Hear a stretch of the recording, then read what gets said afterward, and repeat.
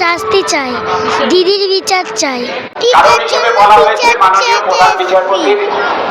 চোদ্দই আগস্ট আরজিকর কাণ্ডের বিচার চেয়ে যে রাত দখল কর্মসূচি নিয়েছিল সাধারণ মানুষ, কলকাতা সাধারণ মানুষ, সেই সাধারণ মানুষ কিন্তু আরও একবার এই কলকাতার রাজপথে দখল নিয়েছে। এবং শুধু সাধারণ মানুষ নয়, একটি ছোট্ট বাচ্চা মেয়ে, সেও কিন্তু আজকে এই জাস্টিস অর্থাৎ বিচার চেয়ে তিনিও কিন্তু বাবার কাঁধে চেপে আজ এই পথে নেমেছে বিচারের দাবিতে। কি বলছেন? আমি আবার ছোট্ট মেয়েকে মুক্তি স্থগিত হয়ে গেছে।